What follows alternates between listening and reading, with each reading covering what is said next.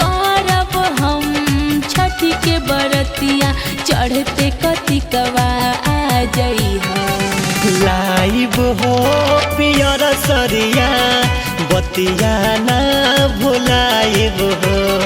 लाइब हो पियर सरिया बतिया ना भुलाइब हो। संगही तोहरा दौरा उठा के, संगही तोहरा दौरा उठा के छठी घाट जाइब हो।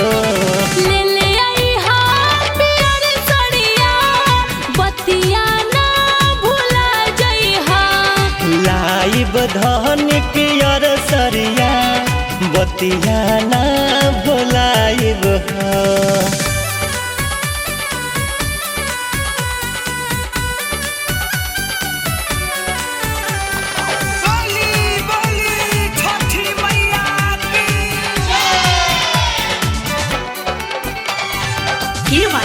Recording studio Delhi.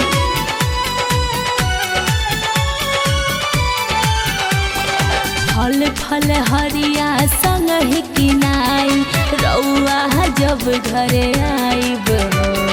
चिंता न कराए मोर धानी सबरी सपनवा पुराइब हो। फल फल हरिया संग ही किनाई रउआ जब घरे आइब हो। चिंता न कराए मोर धानी सगरी सपनवा पुराइब हो। कोरा सड़िया हो राजा सिर सो पता पर चढ़ाइब हो।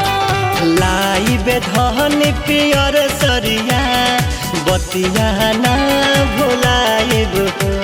ले ले आइहा पियर सड़िया बतिया ना भुलइहा हो।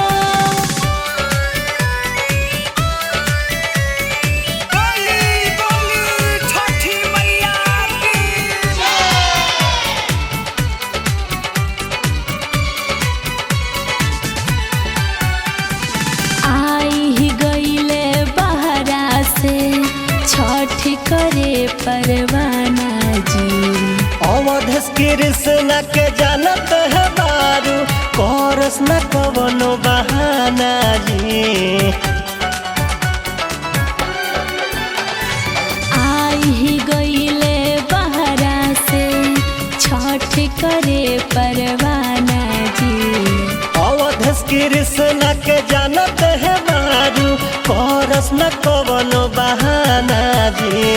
डीजे लगइहा छठ घाटे ज्योति के गाना बजाइब हो। ले ले आइब धन पियर सरिया बतिया ना भुलाइब